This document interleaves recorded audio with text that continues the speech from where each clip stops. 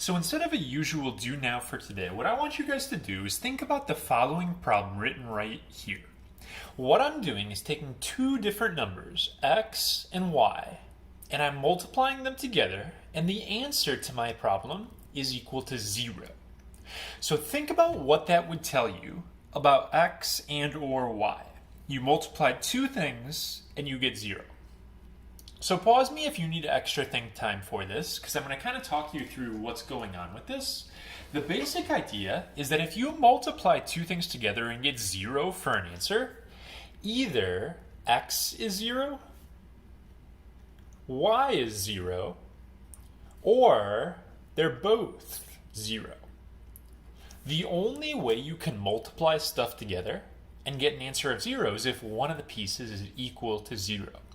Seems like a pretty common sense thing. Well, yeah, if you multiply by 0, you get 0. But actually really, really, really important in terms of being able to solve equations. This idea, this concept right here is so important that we give it its own name, the zero product property. So the zero product property says the only way you can multiply two or more terms and get 0 is if at least one of them is 0.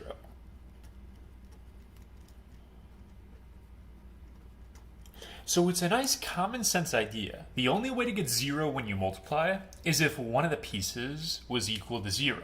But this idea actually helps us solve a lot of different equations, not only quadratics, but stuff we're going to learn about in our next unit as well with polynomials.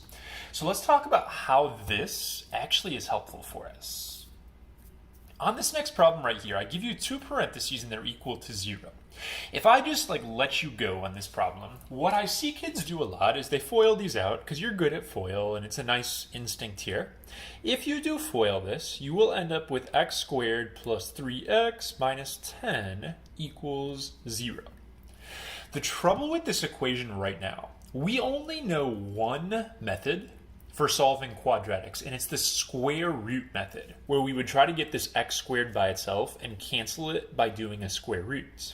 This x right here, though, ruins that for us. We cannot do the square root method on this problem, because even if you got this x squared by itself, say I subtracted 3x, I added 10, it's going to look like this.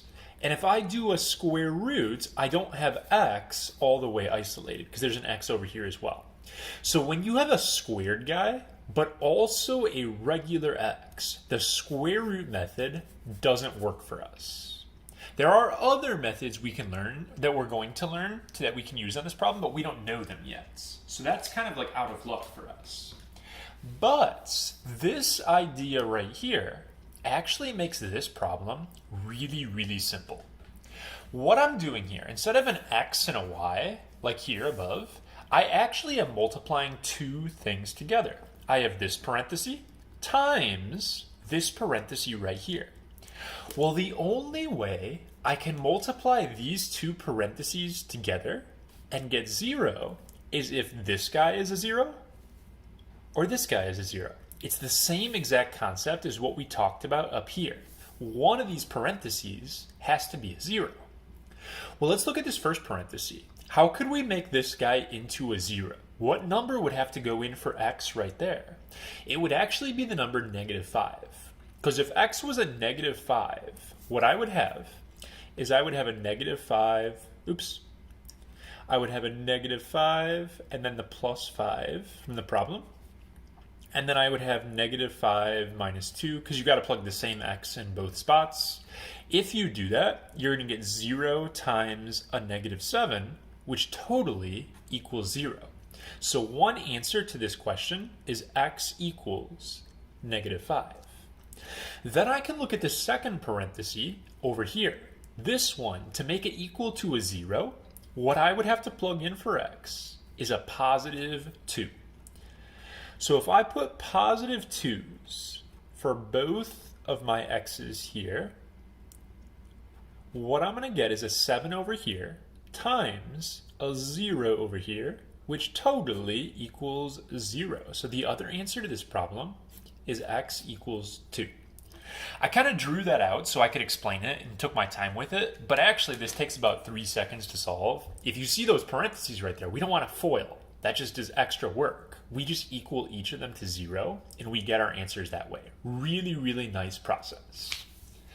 Now, if you look at this second problem, it's the same concept. Parenthesis times parenthesis equals 0. This one, though, you may not be able to eyeball and just look at what you plug in, like on the last problem.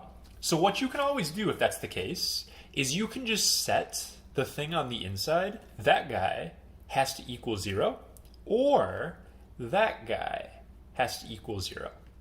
And if you actually literally write down equals 0 for each one, then you're just doing easy algebra. Eventually, you guys will get to a point where you don't even need to show your work on these. You can just picture add 7, divide by 3. But when you do these, you should probably just leave your answer. I usually like to leave my answer as a fraction. I wouldn't count it wrong if you went decimal, but fractions are preferable. So if you actually solve each of these problems for x, you're going to get 2 fractions for your answer. So not that bad of a process once you realize what the zero product property does for us. Now that's all cool and fine and whatever, but this next problem right here doesn't have those parentheses. And we already talked about how you can't use the square root method on this problem because there's also a regular x. Well, lucky for us, we learned a couple lessons ago about magic numbers. And magic numbers totally turns the problem into little parentheses that are next to each other. So what I'm going to do first is I'm going to make sure my problem equals 0. So if there was something over here, I would push it over.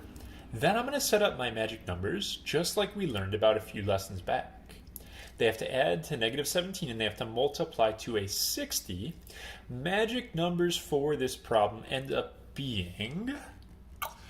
Shoot, I was going to go with... Oh, this is embarrassing. I'm usually pretty quick with these. 15 and 4, no. Well, I guess I can write them out. Negative 10, negative 6, negative... Oh, there it is. Okay, so even teachers can mess up. It's negative 12 and negative 5 for this one, for my magic numbers. And then I'm going to write this guy out. I got 2x squared minus 12x minus 5x and then plus 30. I can take a 2x out of both of these. And then over here, I can take a negative 5 out. So my parentheses are going to say 2x minus 5. And then it's going to go x minus 6. Now, if my problem just said to factor, I'm done. I factored this thing, life is good. But it says to solve for x. When it says to solve, you just do one additional step where you set each parenthesis equal to 0. So all I'm going to do to finish this is I'm going to solve each of these by setting them equal to 0. This one, if you add 6 over, you're going to get positive 6. And if I picture adding 5 and dividing by 2, I'm going to get x equals a positive 5 over 2 for my second solution. So you basically just do magic numbers. Everything in blue, you already understood. It's just one extra step where you set each of these equal to 0 to get your answers. I like this method a lot because I'm usually pretty good at magic numbers, so it goes a lot faster even compared to some of the other methods that I will eventually teach you guys. So let's move on to this next one right here. You may be tempted to just equal each of these to 0 or something like that, but this says equal to 4. Our rule for this lesson is called the 0 product property, not the 4 product property. There's way too many things that can multiply to a 4. It could be 2 times 2, could be 1 times 4, or 4 times 1, or it could be like 8 times 0.5. You just can't do anything with this right now. So you do have to FOIL this out first. X squared plus 9x plus 18. That's what you'll get if you FOIL. And then we have to subtract this 4 over to the other side so it actually does equal 0 like we want it to. If we do that, we're going to have x squared plus 9x plus 14 equals 0. So I'm going to go ahead and set up my magic numbers for this one. When I set up my magic numbers, this problem has a 1x squared, which is great, because that means I can use that shortcut I talked about. It's going to be x plus 7, and it's going to be x plus 2. The magic numbers just go in the parentheses. If it said factor, I'd be all done, but it says to solve, so I'm going to equal each of these to 0, and I get the answers of -7 and -2. So you do magic numbers, you solve your parentheses. So 2 more for this video right here. This first one isn't equal to 0, so I have to push everything over. I'll subtract a 64 over. So I'm going to have 90x squared minus 36x, and this will make a -54 equal to 0. Now I could do magic numbers straight up, but you have to remember, like I told you guys a few lessons back, always look for a GCF you can divide out first, because that should make your problem easier to handle. And it turns out you can divide everything in this problem by an 18. If you pull an 18 off of all of these, it makes your job a lot easier here. So I get -2x, -3 equals 0. Remember that 18 just pops down where your parentheses are going to go. Don't forget to write it there. And then I'm just doing magic numbers on my new problem right there. And that'll be a lot easier to handle. So I'm going to set up my magic numbers. I got 5x squared minus 5x plus 3x minus 3. And then I do my normal stuff. You guys should be pretty good at magic numbers by now. So I'm going to have a 5x plus 3, and then I'm going to have an x minus 1 for my parentheses equals 0. Now, you might wonder at this point, what do I do with this GCF? How does this 18 affect my answer? Do I distribute it in? What happens with it? It turns out this 18 doesn't matter at all. When you have a number for a GCF, it doesn't affect your answers here. Why? Well, I have to multiply to get 0. If I do 18 times something, and I get 0, it doesn't really matter. That 18 isn't what's influencing the answer. If you want a different way to think about it, you could just divide both sides by 18, and these would cancel, and 0 divided by 18 is still 0. So actually, you don't even need to bother with the 18. You just solve this one like all the others. You should get -3 over 5, and you should get +1 for your 2 solutions. One more problem for this video, and then we have a short second video to go along with this lesson. I'm going to move everything to one side here like always. And if I do that, I'm going to have x squared plus 7x plus 11 equals 0.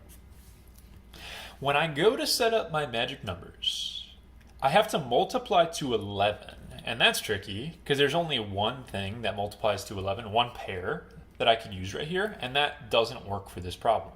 So this method is wonderful. It's probably my favorite way to solve quadratics because I'm pretty good at magic numbers, but it doesn't always work because if there are no magic numbers, you can't use this method.